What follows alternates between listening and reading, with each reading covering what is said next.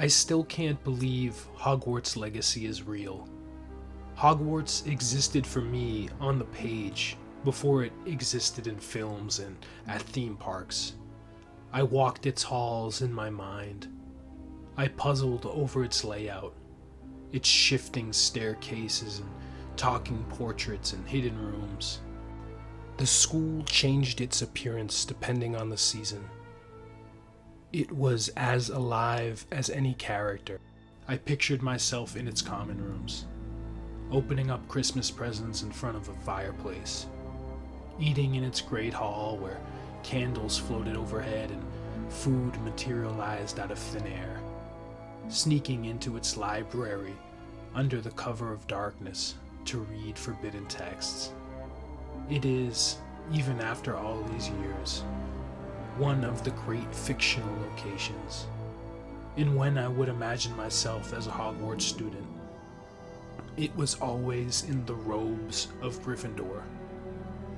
But I was older now, and I didn't need a sorting hat to tell me that I had strayed from the path. I would play this game as a Slytherin. One would have trouble locating the Slytherin common room if they didn't know what they were looking for. But there is a particular dungeon wall that if you walk toward, a serpent springs up like a cresting wave to reveal the entrance. It takes a certain type to thrive in this environment, where a nocturnal energy prevails, and hissing whispers from the mouths of individuals as cold-blooded as any snake tickle the inner ear and chill to the bone. But I'm not here to make friends. I came to Hogwarts for one reason only: to learn about ancient magic. In the books, Hogwarts could be added to any time the author had a new idea. The movies seemed to suggest a Hogwarts that was so expansive and mysterious that what could be shown on screen was only a surface level tour.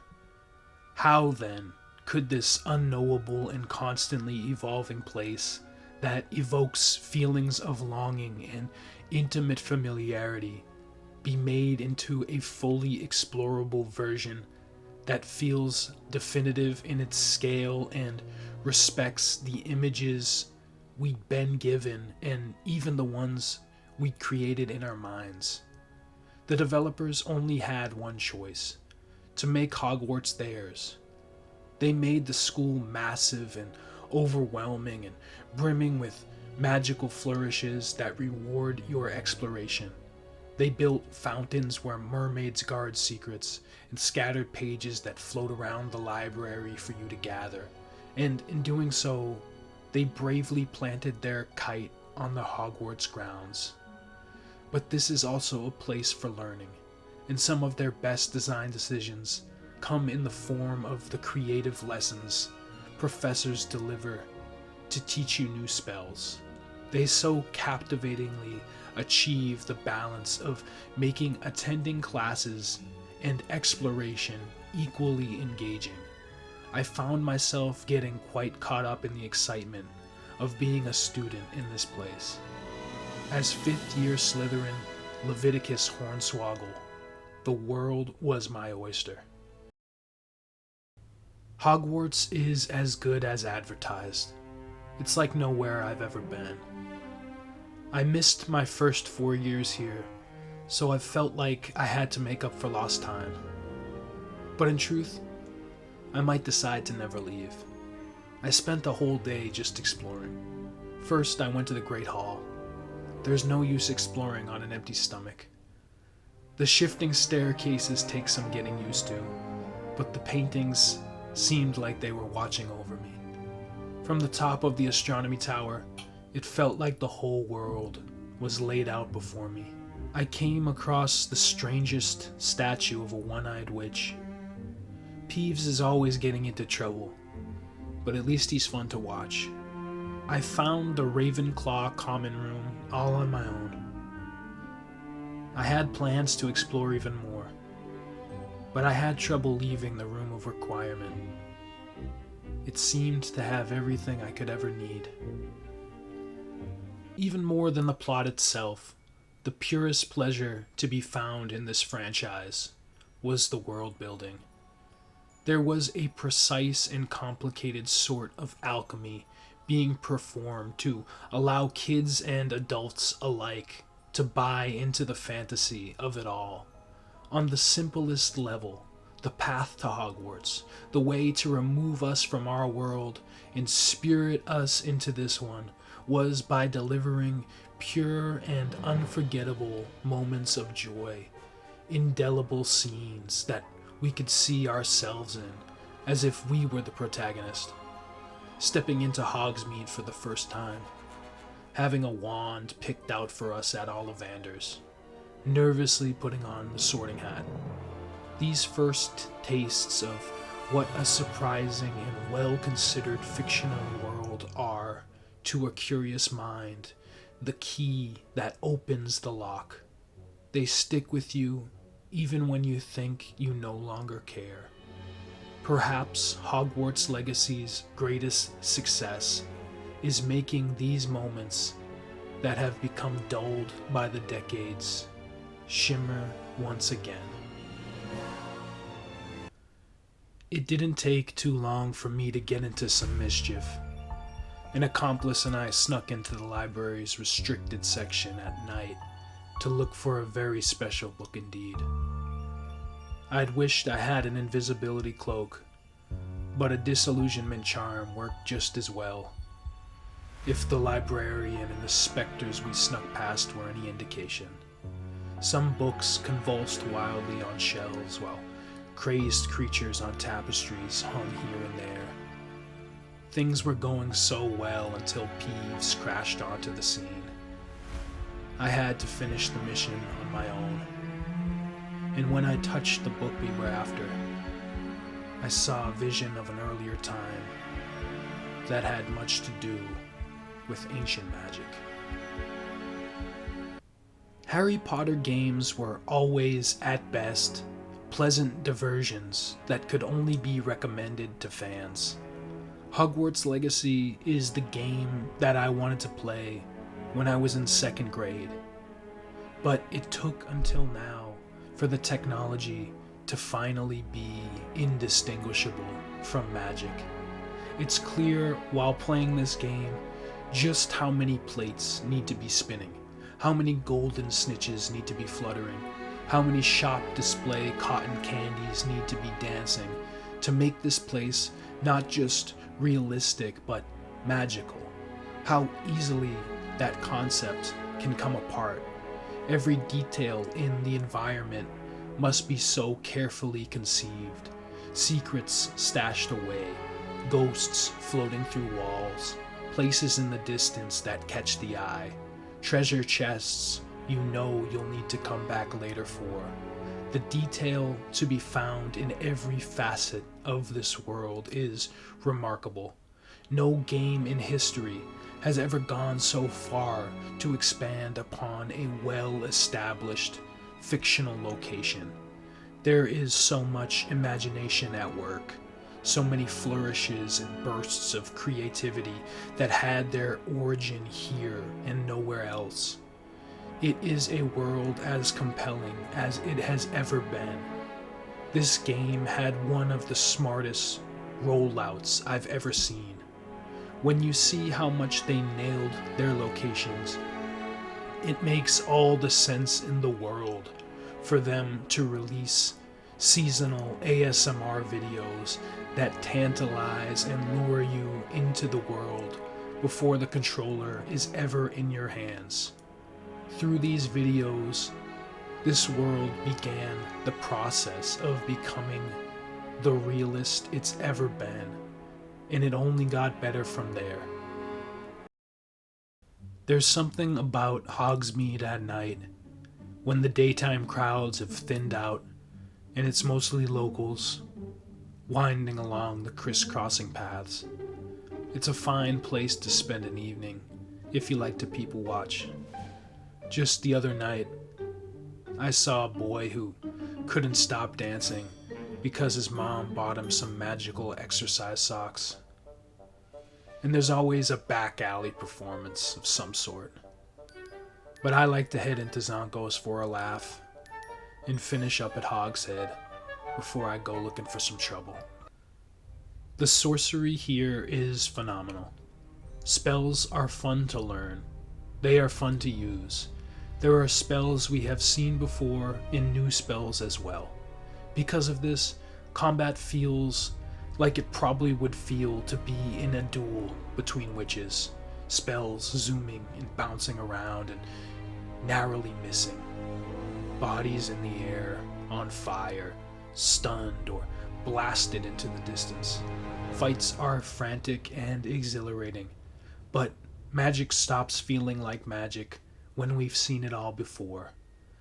The Harry Potter spells became part of the common vernacular every bit as much as Hocus Pocus and Abracadabra.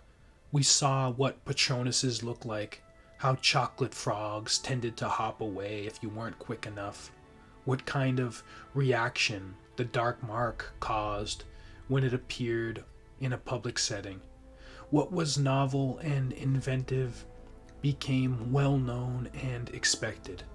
It wouldn't be a world worth inhabiting if combat was the only thing magic was good for.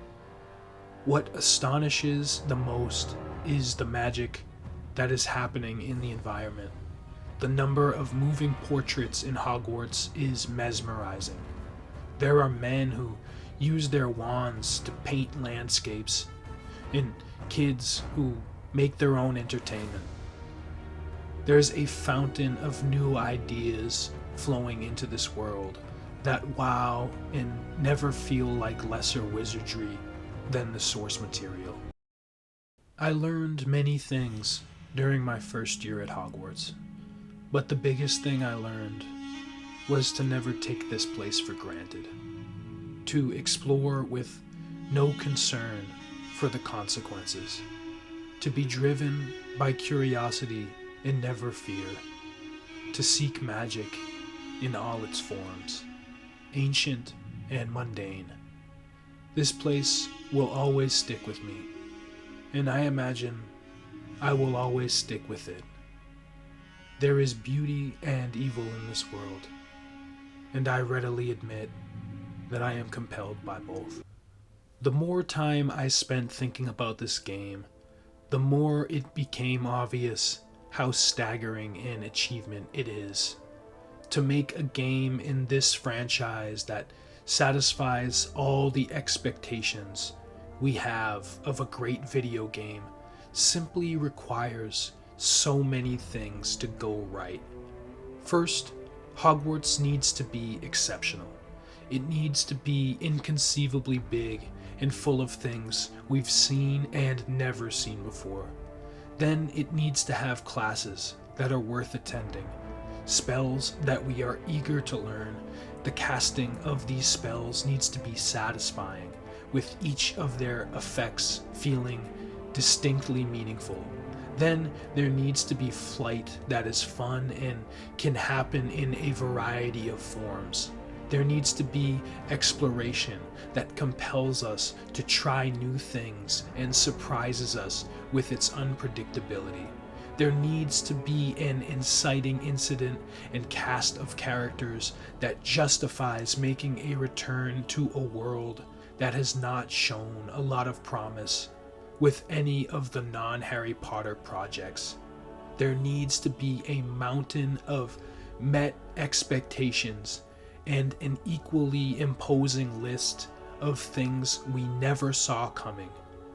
It is clear to me that before Avalanche Software began making this game, they sat down and enumerated every challenge they would need to overcome in order to make a game that gives the magic back to a world without Harry Potter. A lot of money and effort has been put into ensuring the Wizarding World's continued relevance after the release of the final Harry Potter movie. But it was hard to see any of the magic of earlier times still lingering. Hogwarts Legacy wisely recognizes what made the series special for millions and calls forth that energy as if a Patronus breaking through a darkened sky. Avalanche Software understood what should be the legacy of those books, the world they brought us into, one that was similar to our own but behaved in a way that was endlessly enchanting, one that we sought entry into through books and movies, but those could only get us partway there, as if running into the brick wall at platform 9 3/4 and getting stuck with one foot in the wizarding world and one foot back in the real world. Hogwarts Legacy is the closest we may ever come to having the barrier between the two worlds vanish. Harry Potter meant a great deal to me growing up, one of those magical unions between a child and a book that began at a scholastic book fair with me selecting the Sorcerer's Stone from the shelf as if I were at Ollivander's and the book had chosen me. I took home a great many books from scholastic book fairs, but none of them became fabric for the tapestry of my life in the way that Harry Potter did. I read the books, I watched the movies, had the posters, the jelly beans, the chocolate frogs, and I played the games. Anything to diminish the barrier between that world and my own. In those days, I had much to run from, and Hogwarts, as it did for Harry, offered me a safe haven. But I got older, as we all do, and magic fades or gets transferred onto other things. I'm not one who clings to nostalgia like an invisibility cloak to remove myself from the changing world around me. I was at peace with the fact that the Harry Potter franchise had nothing left to offer me, and I was grateful for the memories I'd had with it. This release, then, was probably the most surprised I'd ever been by a game. It had grandeur, it had scale, it had the life-giving magic that I was certain had been poured into a vial and buried underneath the Whomping Willow a decade prior. It has seemed clear for some time now that if this franchise were to have anything worthwhile to bring to the table, it would require an infusion of new talent. If there were new stories told in this world, new storytellers would be required. This was a Horcrux that needed to be created in order for the franchise to move forward. While traces of ancient magic still remain, I am most enchanted by the new and advanced conjuring it took to make me feel like a kid again.